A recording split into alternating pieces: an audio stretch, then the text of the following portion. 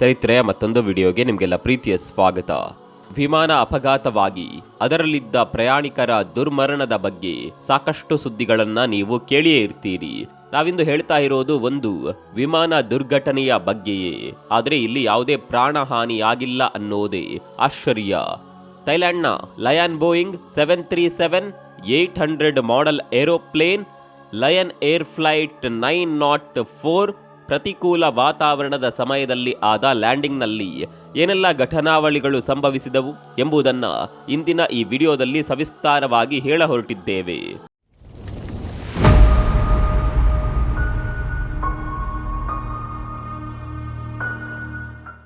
ಈ ವಿಮಾನ ಏಪ್ರಿಲ್ 13, 2013ರಂದು ಇಂಡೋನೇಷ್ಯಾದ ಬಾಡುಂಗ್ನಲ್ಲಿ ಹುಸೈನ್ ಶಾಸ್ತ್ರಾರೆ ನಗರದ ಅಂತಾರಾಷ್ಟ್ರೀಯ ವಿಮಾನ ನಿಲ್ದಾಣದಿಂದ ಬಾಲಿಯ ನಗರೋ ರೈ ಅಂತಾರಾಷ್ಟ್ರೀಯ ವಿಮಾನ ನಿಲ್ದಾಣಕ್ಕೆ ಹೊರಟಿದೆ. ಇಬ್ಬರು ಪೈಲಟ್, 101 ಮಂದಿ ಪ್ರಯಾಣಿಕರು, 5 ಮಂದಿ ಕ್ರೂ ಸದಸ್ಯರೊಂದಿಗೆ ಈ ವಿಮಾನ ಟೇಕ್ ಆಫ್ ಆಗಲು ಸಿದ್ಧವಾಗಿದೆ. ಈ ಫ್ಲೈಟ್ ಟೇಕ್ ಆಫ್ ಆಗುವ ಮುನ್ನ ವಾತಾವರಣ ಪ್ರಶಾಂತವಾಗಿಯೇ ಇದೆ. ಎಲ್ಲ ತಪಾಸಣೆಯು ಅಚ್ಚುಕಟ್ಟಾಗಿ ಸಾಗಿದೆ. ಕೆಲವೇ ನಿಮಿಷಗಳಲ್ಲಿ ಈ ವಿಮಾನ ಆಕಾಶಕ್ಕೆ ಚೆಂಗನೆ ಹಾರಿತು. ಸುಮಾರು 30,000 ಅಡಿ ಎತ್ತರದ ಆಲ್ಟಿಟ್ಯೂಡ್ ತಲುಪಿತ್ತು. ಬಡೋಂಗ್ ವಿಮಾನ ನಿಲ್ದಾಣದಿಂದ ಬಾಲಿಯ ಅಂತಾರಾಷ್ಟ್ರೀಯ ವಿಮಾನ ನಿಲ್ದಾಣದವರೆಗೂ ಎರಡೂ ದಿಕ್ಕಿನಲ್ಲೂ ಸಮುದ್ರವಿದೆ. ರನ್ವೇನಲ್ಲಿ ವಿಮಾನ ಹಾರುತ್ತಿರುವಾಗ ಅತ್ಯಂತ ಸೂಕ್ಷ್ಮತೆ ಬೇಕೇ ಬೇಕು. ನೀರಿನ ಮೇಲೆ ಹಾದು ಹೋಗಬೇಕೆಂದಿರೋದ್ರಿಂದ ಎಷ್ಟು ಮುಂಜಾಗ್ರತೆ ವಹಿಸಿದ್ರೂ ಕಡಿಮೆಯೇ. ಕೊಂಚ ನಿರ್ಲಕ್ಷ್ಯ ಮಾಡಿದ್ರೂ ವಿಮಾನ ನೀರಿಗೆ ಬೀಳೋದು ಗ್ಯಾರಂಟಿ. ಟೇಕ್ ಆಫ್ ಮತ್ತು ಲ್ಯಾಂಡಿಂಗ್ ಎರಡೂ ಕೂಡ ತುಸು ಕಷ್ಟಕರ ವಿಷಯಗಳೇ ಆಗಿದ್ದವು. ಇಲ್ಲಿವರೆಗೂ ಈ ವಿಮಾನ ನಿಲ್ದಾಣವು 1970ರಲ್ಲಿ 2 ಪ್ರಮುಖ ಪ್ರಮಾದಗಳನ್ನು ಎದುರಿಸಿದೆ. ಪ್ರಪಂಚದ ರನ್ವೇ ವಿಮಾನ ನಿಲ್ದಾಣಗಳಲ್ಲಿ ಈ ಅಂತಾರಾಷ್ಟ್ರೀಯ ವಿಮಾನ ನಿಲ್ದಾಣವೂ ಕೂಡ ಒಂದು. ಪ್ರಪಂಚದ 3ನೇ ಅತ್ಯುತ್ತಮ ವಿಮಾನ ನಿಲ್ದಾಣವಾಗಿಯೂ ಕೂಡ ಈ ವಿಮಾನ ನಿಲ್ದಾಣ ಗುರುತಿಸಿಕೊಂಡಿತ್ತು. ಪ್ರತಿ ವರ್ಷ 2 ಕೋಟಿಗೂ ಅಧಿಕ ಪ್ರಯಾಣಿಕರನ್ನ ಪ್ರಪಂಚದ ಮೂಲೆ ಮೂಲೆಗೂ ಸೇರಿಸುವ ಕೀರ್ತಿ ಈ ವಿಮಾನ ನಿಲ್ದಾಣಕ್ಕಿದೆ. 1970ರ ನಂತರ 2013ರಲ್ಲೇ ಮತ್ತೊಮ್ಮೆ ಒಂದು ದೊಡ್ಡ ಅನಾಹುತ ಉಂಟಾಯಿತು. ಅಂದು ಲಯನ್ ಏರ್ ಫ್ಲೈಟ್ 904 ವಿಮಾನವು ತನ್ನ ಪ್ರಯಾಣವನ್ನ ಮುಗಿಸುವ ಸಮಯ ಬಂದಿತ್ತು. ಕೆಲವೇ ಗಳಿಗೆಯಲ್ಲಿ ಬಾಲಿ ವಿಮಾನ ನಿಲ್ದಾಣ ತಲುಪೋದ್ರಲ್ಲಿತ್ತು. ಭೂಮಿಯಿಂದ ಸುಮಾರು 17,000 ಅಡಿ ಎತ್ತರದಲ್ಲಿ ಹಾರ್ತಾ ಇದೆ. 8,000 ಅಡಿಗೆ ಇಳಿದ ವಿಮಾನಕ್ಕೆ ತಮ್ಮನ್ನ ಸಂಪರ್ಕಿಸುವಂತೆ ಏರ್ ಟ್ರಾಫಿಕ್ ಕಂಟ್ರೋಲ್ ತಂಡದಿಂದ ಮೆಸೇಜ್ ಬರುತ್ತೆ. ಅಷ್ಟರಲ್ಲೇ ಪೈಲಟ್ಗಳಿಗೆ ಆ ಎತ್ತರದಲ್ಲಿ ದಟ್ಟವಾದ ಮೋಡಗಳು ಕಾಣಿಸಿದವು. ಲ್ಯಾಂಡಿಂಗಿಗೆ ತೊಂದರೆ ನೀಡದ ಮೋಡಗಳಾಗಿದ್ರಿಂದ ವಿಮಾನ ಹಾರಾಡುತ್ತಲೇ ಸಾಗಿತು. ವಾತಾವರಣ ಏರುಪೇರಾಗಿದೆ ಎಂಬ ಸಂಕೇತವೇನು ಏರ್ ಟ್ರಾಫಿಕ್ ಕಂಟ್ರೋಲ್ ಸರ್ವಿಸ್ ತಂಡದಿಂದ ಬರಲಿಲ್ಲ. ಎಟಿಸಿ ಕ್ಲಿಯರ್ ಆಗಿದೆ ಎಂದೇ ಭಾವಿಸಿದ ಪೈಲಟ್ಗಳು ವಿಮಾನವನ್ನ ನಿಲ್ದಾಣದೆಡೆಗೆ ಸಾಗಿಸಿ ಲ್ಯಾಂಡ್ ಮಾಡಲು ತಯಾರಾದರು. ಇನ್ನೇನು ವಿಮಾನ ನಿಲ್ದಾಣಕ್ಕೆ ಸಮೀಪವಾಗುತ್ತಿದೆ ಎನ್ನುತ್ತಿರುವಾಗಲೇ ವಿಮಾನದ ಹೊರಗೆ ದಟ್ಟವಾದ ಮೋಡಗಳ ಗುಂಪು ವಿಮಾನ ನಿಲ್ದಾಣದ ಬಳಿಗೆ ಚಲಿಸುತ್ತಿರೋದನ್ನ ಪೈಲಟ್ಗಳಿಬ್ಬರು ಗಮನಿಸುತ್ತಾರೆ. ನಿಲ್ದಾಣದಲ್ಲಿ ILS ಇನ್ಸ್ಟ್ರುಮೆಂಟ್ ಲ್ಯಾಂಡಿಂಗ್ ಸಿಸ್ಟಮ್ ಸಾಂಕೇತಿಕತೆ ಇಲ್ಲ. ಆ ಸೌಲಭ್ಯವಿದ್ದಿದ್ರೆ ಎಮರ್ಜೆನ್ಸಿ ಸಮಯದಲ್ಲಿ ಲಂಬವಾಗಿ ಆಗಲಿ ಸಮಾನಾಂತರವಾಗಿ ಆಗಲಿ ತಮ್ಮ ಅಗತ್ಯತೆಗೆ ಅನುಗುಣವಾಗಿ ವಿಮಾನ ಇಳಿಯಲು ಸಹಾಯವಾಗುತ್ತಿತ್ತು. ವಿಮಾನ ಸಮಾನಾಂತರವಾಗಿ ಲ್ಯಾಂಡ್ ಆಗುವ ವ್ಯವಸ್ಥೆ ಮಾತ್ರವೇ ಎನ್ಗುರಾವ್ ರೈ ವಿಮಾನ ನಿಲ್ದಾಣದಲ್ಲಿದೆ. ರನ್ವೇ ಕಂಡ ಕೂಡಲೇ ಹಾರಿಜಾಂಟಲ್ ಲ್ಯಾಂಡಿಂಗ್ ಮಾಡಬೇಕು.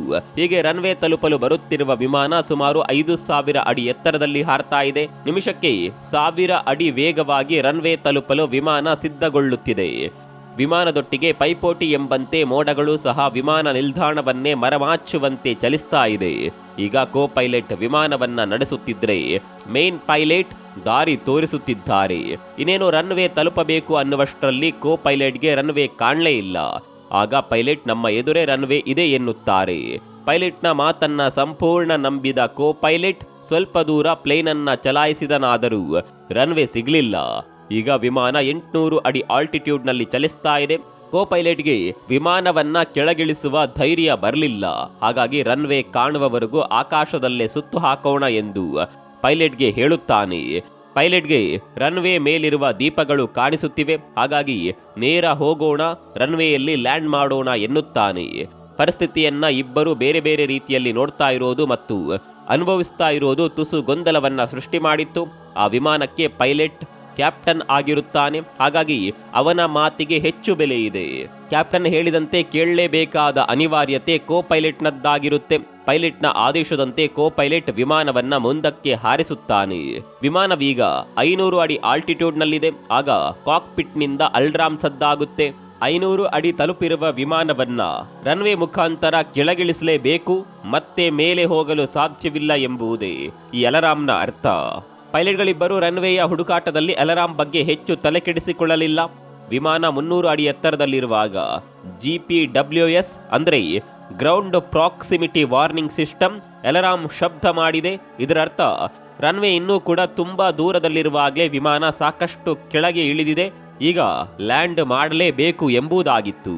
ಬಂದ ಈ ಎಚ್ಚರಿಕೆಯ ಅಲಾರಾಂ ಅನ್ನ ಕಡೆಗಣಿಸಿದ್ರು ಇಬ್ಬರು ಪೈಲಟ್ಗಳು.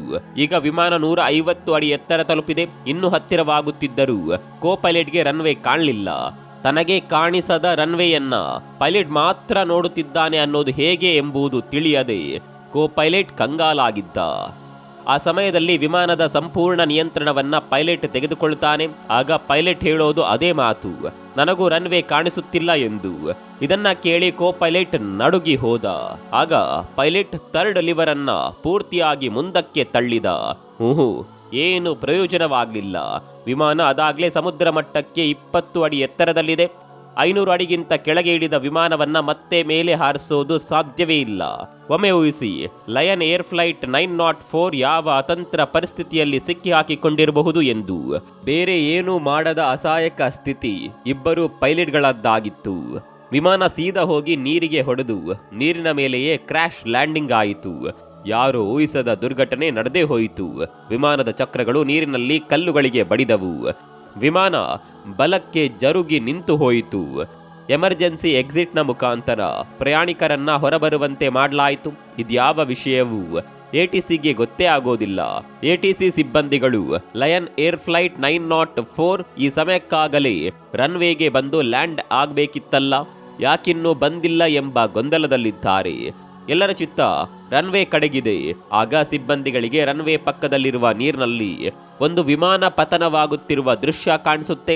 ತಕ್ಷಣವೇ ಎಮರ್ಜೆನ್ಸಿ ಪರಿಸ್ಥಿತಿ ಎದುರಾಗಿದೆ ಎಂದು ಅನೌನ್ಸ್ ಮಾಡಲಾಗುತ್ತೆ. ರೆಸ್ಕ್ಯೂ ತಂಡವನ್ನ ಘಟನಾ ಸ್ಥಳಕ್ಕೆ ಕಳಿಸ್ತಾರೆ. ಪ್ರಯಾಣಿಕರಲ್ಲಿ ಕೆಲವರಿಗೆ ಮಾತ್ರ ಸಣ್ಣ ಪುಟ್ಟ ಗಾಯಗಳಾಗಿವೆ, ಅಷ್ಟು ಬಿಟ್ಟರೆ ಎಲ್ಲರೂ ಸುರಕ್ಷಿತವಾಗಿಯೇ ಇದ್ದಾರೆ ಎಂಬುದು ಎಲ್ಲರಿಗೂ ಆಶ್ಚರ್ಯಕರ ಸಂಗತಿಯಾಗಿತ್ತು. ಪ್ರಯಾಣಿಕರ ಲಿಸ್ಟ್ ತೆಗೆದು ನೋಡಿದಾಗ 101 ಪ್ರಯಾಣಿಕರಲ್ಲಿ ಕೆಲವರು ಅಲ್ಲಿ ಕಾಣಿಸಲಿಲ್ಲ. ಎಲ್ಲಿದ್ದಾರೆ ಎಂದು ನೋಡಿದಾಗ ಅವರೆಲ್ಲ ರೆಸ್ಕ್ಯೂ ತಂಡಕ್ಕೆ ಕಾಯದೆ ವಿಮಾನದಿಂದ ಇಳಿದು ನೀರಿನಲ್ಲಿ ಈಜಿ ದಡ ಸೇರಿ ಸುರಕ್ಷಿತವಾಗಿಯೇ ಇದ್ರು. ಈ ಸಂಪೂರ್ಣ ಘಟನೆಯಲ್ಲಿ ಯಾರಿಗೂ ಪ್ರಾಣಾಪಾಯವಾಗದೇ ಇದ್ದದ್ದು ಅನೇಕರಿಗೆ ಶಾಕ್ ಆಗಿತ್ತು, ಅನೇಕರಿಗೆ ತಮಾಷೆಯ ವಿಷಯವೂ ಆಗಿತ್ತು. ಕೆಲ ಹೊತ್ತಿನಲ್ಲಿ ಅಧಿಕಾರಿಗಳು ಅಲ್ಲಿಗೆ ಬಂದ್ರು. 46 ಮಂದಿ ಪ್ರಯಾಣಿಕರು ಗಾಯಗೊಂಡಿದ್ರು. ಅವರಿಗೆಲ್ಲ ಚಿಕಿತ್ಸೆ ಏರ್ಪಡಿಸಲಾಯಿತು. ದಾರುಣ ಅಂತ್ಯ ಕಾಣಬೇಕಿದ್ದ ವಿಮಾನ ಪತನ ಸುಖಾಂತ್ಯವಾದದ್ದು ಎಲ್ಲರಲ್ಲೂ ಸಮಾಧಾನ ತಂದಿತ್ತಾದರೂ ಈ ಪತನಕ್ಕೆ ಕಾರಣವೇನು ಎಂಬುದು ತಿಳಿಯಬೇಕಿರುವ ಅಗತ್ಯತೆ ಇದೆ. ತಜ್ಞರು ವಿಮಾನದ ಸಂಪೂರ್ಣ ಡೀಟೇಲ್ಸ್ ಕಲೆ ಹಾಕಿ ಪರಿಶೀಲಿಸತೊಡಗಿದ್ರು. ವಿಮಾನ 5000 ಅಡಿ ಎತ್ತರದಲ್ಲಿರುವಾಗ ಸಮಸ್ಯೆ ಉಂಟಾದದ್ದು ಆಗ್ಲೇ ವಾತಾವರಣದ ವೈಪರೀತ್ಯ ಉಂಟಾಗಿತ್ತು. ವಾತಾವರಣದಲ್ಲಿ ಸಣ್ಣ ಬದಲಾವಣೆ ಕಂಡು ಬಂದರೂ ಅದನ್ನ ATC ಸಿಬ್ಬಂದಿಗಳು ಗ್ರಹಿಸಬೇಕಿತ್ತು. ವಾತಾವರಣದಲ್ಲಿನ ಬದಲಾವಣೆಯಿಂದ ತೊಂದರೆ ಇದೆಯೋ ಇಲ್ಲವೋ ಅದು ಎರಡನೇ ಮಾತು. ಮೊದಲು ಹೀಗೊಂದು ಬದಲಾವಣೆ ವಾತಾವರಣದಲ್ಲಿ ಕಂಡು ಬಂದಿದೆ ಎಂಬುದನ್ನ ATC ಸಿಬ್ಬಂದಿಗಳು ತಿಳಿಸಬೇಕಿತ್ತು. ATCಯಿಂದ ಯಾವುದೇ ಮಾಹಿತಿ ಬಾರದ ಸಮಯದಲ್ಲಿ ಎಲ್ಲವೂ ಸುರಕ್ಷಿತವಾಗಿಯೇ ಇದೆ ಎಂದು ಪೈಲಟ್ಗಳು ಭಾವಿಸ್ತಾರೆ. ಈ ವಿಮಾನದ ವಿಷಯದಲ್ಲಿ ಆದದ್ದು ಕೂಡ ಇದೆ. ಇತ್ತ ATCಯಿಂದ ಯಾವುದೇ ಮಾಹಿತಿ ಬರಲಿಲ್ಲ. ಪೈಲಟ್ಗಳು ತಮ್ಮ ಪ್ರಯಾಣವನ್ನ ಮುಂದುವರಿಸಿಬಿಟ್ರು. ದಟ್ಟವಾದ ಹೊಗೆ ತುಂಬಿದ ಮೋಡಗಳು ಇರುವ ಸ್ಥಿತಿಯಲ್ಲಿ ILS ತಂತ್ರಜ್ಞಾನದ ಮುಖಾಂತರ 2 ರೇಡಿಯೋ ಕಿರಣಗಳ ಮೂಲಕ ರನ್ವೇ ತಲುಪಲು ಲಂಬ ಮತ್ತು ಸಮತಲ ಹಾದಿಯ ಮಾರ್ಗದರ್ಶನವನ್ನ ಪೈಲಟ್ಗಳಿಗೆ ನೀಡುವ ವ್ಯವಸ್ಥೆ ಇರುತ್ತೆ. ಇದು ಸುರಕ್ಷಿತ ಲ್ಯಾಂಡಿಂಗ್ಗೆ ಸಹಾಯವಾಗುತ್ತೆ. ILSನ 2 ಪರಿಕರಗಳಾದ ಲೋಕಲೈಸರ್ಸ್ ಮತ್ತು ಗ್ಲೈಡ್ ಸ್ಲೋಪ್ ಇರುತ್ತೆ. ಲೋಕಲೈಸರ್ನ ಸಹಾಯದಿಂದ ರನ್ವೇನ ಸೆಂಟರ್ ಲೈನ್ ಮತ್ತು ವಿಮಾನ ಎರಡು ಒಂದೇ ಸರಳ ರೇಖೆಯಲ್ಲಿ ಇರುವಂತೆ ಮಾಡಲಾಗುತ್ತೆ. ಗ್ಲೈಡ್ ಸ್ಲೋಪ್ನಿಂದ ವಿಮಾನ ಹಾರುತ್ತಿರುವ ಎತ್ತರವನ್ನ ಅಂದಾಜು ಮಾಡಲಾಗುತ್ತೆ. ಲ್ಯಾಂಡಿಂಗ್ಗೆ ಬೇಕಾಗಿರುವ ಕೋನವನ್ನ ಸಹ ಅಂದಾಜು ಮಾಡಲಾಗುತ್ತೆ. ಲಯನ್ ಏರ್ ಫ್ಲೈಟ್ 904 ನಲ್ಲಿ ಲೋಕಲೈಸರ್ಸ್ ಗಳಿವೆ, ಆದರೆ ಗ್ಲೈಡ್ ಸ್ಲೋಪ್ ಇಲ್ಲ. ವಿಮಾನದಲ್ಲಿ ಆಟೋ ಪೈಲಟ್ಗಳಿದ್ದರೆ ಯಾವ ಸಮಯದಲ್ಲಿ ವಿಮಾನ ಎಷ್ಟು ಎತ್ತರಕ್ಕೆ ಹಾರಬೇಕು ಎಂಬ ಲೆಕ್ಕಾಚಾರ ಕೂಡ ಇರೋದಿಲ್ಲ. ಪೈಲಟ್ ತನ್ನಿಚ್ಛೆಯ ಅನುಸಾರವೇ ವಿಮಾನವನ್ನ ಹಾರಿಸ್ತಾನೆ. ರನ್ವೇಯೊಟ್ಟಿಗೆ ಅಲೈನ್ಮೆಂಟ್ ಸೆಟ್ ಆಗಿತ್ತಾದರೂ ಎತ್ತರಕ್ಕೆ ಸಂಬಂಧಿಸಿದಂತೆ ಯಾವುದೇ ಮಾಹಿತಿ ಪೈಲಟ್ಗಳಿಗೆ ಇರಲಿಲ್ಲ. ಗುರಾವ್ ರೈ ವಿಮಾನ ನಿಲ್ದಾಣದಲ್ಲಿ ILS ತಂತ್ರಜ್ಞಾನವಿಲ್ಲ. ಪ್ರಪಂಚದಲ್ಲಿ ಅನೇಕ ವಿಮಾನ ನಿಲ್ದಾಣಗಳಲ್ಲಿ ಈ ತಂತ್ರಜ್ಞಾನ ಕೂಡ ಇರೋದಿಲ್ಲ. ಓರ್ ಆಂಟೆನಾ ಸಹಾಯದಿಂದ ವಿಮಾನವನ್ನ ಕೆಳಗಿಳಿಸಲಾಗುತ್ತೆ. ಈ ಓರ್ ಆಂಟೆನಾ ರನ್ವೇ ಬಳಿಯೇ ಇರುತ್ತೆ. ತನ್ನ ಹಾಗೂ ವಿಮಾನಕ್ಕೂ ನಡುವಿನ ಅಂತರವನ್ನ ಲೆಕ್ಕ ಹಾಕಿ ಪೈಲಟ್ಗೆ ಇದು ಸೂಚನೆ ನೀಡುತ್ತೆ. ಕಾಕ್ಪಿಟ್ ರನ್ವೇ ಚಾರ್ಟ್ನಲ್ಲಿ ವಿಮಾನ ರನ್ವೇಯಿಂದ ಎಷ್ಟು ದೂರವಿರುವಾಗ ಎಷ್ಟು ಎತ್ತರವಿರಬೇಕು ಎಂಬ ವಿವರ ಇರುತ್ತೆ. ಲಯನ್ ಏರ್ ಫ್ಲೈಟ್ 904 100 ಅಡಿ ಎತ್ತರ ತಲುಪಿದಾಗ ಎನ್ಗೊರೋವ್ ರೈ ವಿಮಾನ ನಿಲ್ದಾಣದಲ್ಲಿ ಮೋಡಗಳು ಕವಿದಿದ್ದವು. ಕೋಪೈಲಟ್ಗೆ ರನ್ವೇಯನ್ನ ನೋಡಲು ಸಾಧ್ಯವಾಗಿಲ್ಲ. ಆಗ ಓರ್ ಆಂಟನೋದೊಂದಿಗೆ ಸಂಪರ್ಕದಲ್ಲಿತ್ತು. ಎಲ್ಲವೂ ಸರಾಗವಾಗಿಯೇ ನಡೆಯುತ್ತಿತ್ತು. ಹಾಗಿದ್ದಾಗ ರನ್ವೇ ಕಾಣಬೇಕಲ್ವೇ? ಕೋಪೈಲಟ್ಗೆ ಗೊಂದಲ ಹೆಚ್ಚಾಯಿತು. ಓರ್ ಆಂಟನಾ ರನ್ವೇಯ ಬಗ್ಗೆ ಮತ್ತು ರನ್ವೇ ಯಾವ ದಿಕ್ಕಿನಲ್ಲಿದೆ ಎಂಬುದನ್ನ ತಕ್ಷಣವೇ ಸೂಚನೆ ನೀಡೋದಿಲ್ಲ. ಈ ಓರ್ ಆಂಟನಾ ತಾನು ವಿಮಾನ ನಿಲ್ದಾಣದಿಂದ ಎಷ್ಟು ದೂರದಲ್ಲಿದ್ದೇನೆ ಮತ್ತು ಯಾವ ದಿಕ್ಕಿನಲ್ಲಿದ್ದೇನೆ ಎಂಬುದನ್ನ ಮಾತ್ರವೇ ವಿಮಾನಕ್ಕೆ ತಿಳಿಸುತ್ತೆ. ಪೈಲಟ್ಗೆ ಈ ಓರ್ ಆಂಟೆನಾ ರನ್ವೇ ಬಳಿಯೇ ಇರುತ್ತೆ ಅಂತ ಗೊತ್ತಿರುತ್ತೆ. ಹಾಗಾಗಿಯೇ ರನ್ವೇಯನ್ನ ಮೊದಲಿಗೆ ಗುರುತಿಸುತ್ತಾನೆ. ಆದರೆ ಲಯನ್ ಏರ್ ಫ್ಲೈಟ್ 904ನ ವಿಷಯದಲ್ಲಿ ಆದದ್ದೇ ಬೇರೆ. ವಿಮಾನ ಅದಾಗಲೇ 5000 ಅಡಿ ಕೆಳಗೆ ಬಂದಿತ್ತು. ಇತ್ತ ಕೋ ಪೈಲಟ್ ಮೊದಲಿನಿಂದಲೂ ಹೇಳಿದ್ದು ಒಂದೇ, ರನ್ವೇ ಕಾಣಿಸುತ್ತಿಲ್ಲ ಎಂದು. ಆದರೆ ಪೈಲಟ್ ಯಾವುದೋ ಭ್ರಮೆಯಿಂದ ರನ್ವೇ ಮುಂದೆಯೇ ಇದೆ ಎಂದು ನನಗೆ ಕಾಣಿಸುತ್ತಿದೆ ಎಂದು ತಪ್ಪು ಮಾಹಿತಿ ನೀಡಿದ್ದ. ಎದುರಿಗೆ ಕಾಣಿಸದೇ ಇದ್ದ ರನ್ವೇ ತನಗೆ ಸ್ಪಷ್ಟವಾಗಿ ಕಾಣುತ್ತಿದೆ ಎಂದು ಸುಳ್ಳು ಹೇಳಿದ್ದ. ಇತ್ತ ರನ್ವೇ ಕಾಣದೆ ಗೊಂದಲಕ್ಕೊಳಗಾಗಿದ್ದ ಕೋ ಪೈಲಟ್ ವಿಮಾನವನ್ನ ಪೈಲಟ್ ಆದೇಶದಂತೆ ಕೆಳಗಿಳಿಸುವ ಪ್ರಯತ್ನದಲ್ಲಿದ್ದ. ಹೊರಗಿನ ವಾತಾವರಣ ಹೇಗಿದೆ ಎಂಬುದನ್ನು ಪರೀಕ್ಷಿಸಲು ಆಗದ ಸ್ಥಿತಿ ಕೋ ಪೈಲಟ್ನದ್ದಾಗಿತ್ತು ಎಂದೇ ಹೇಳಬಹುದು. ಕೋ ಪೈಲಟ್ ಹೇಳಿದ್ದನ್ನ ಪೈಲಟ್ ಕೇಳಿಸಿಕೊಳ್ಳಲೇ ಇಲ್ಲ. ವಿಮಾನ 466 ಅಡಿಗೆ ಬರುವಷ್ಟರಲ್ಲಿ ಲಯನ್ 737 ಫ್ಲೈಟ್ ಅದೊಂದು ಒಳ್ಳೆಯ ಆಲ್ಟಿಟ್ಯೂಡ್ ಆಗಿತ್ತು. ಅದಕ್ಕಿಂತ ಕೆಳಕ್ಕಿಳಿಯುವ ಮುನ್ನ ಇಳಿಯೋದ ಅಥವಾ ಮೇಲೆ ಹಾರೋದ ಎಂಬುದನ್ನು ನಿರ್ಧರಿಸಬೇಕು.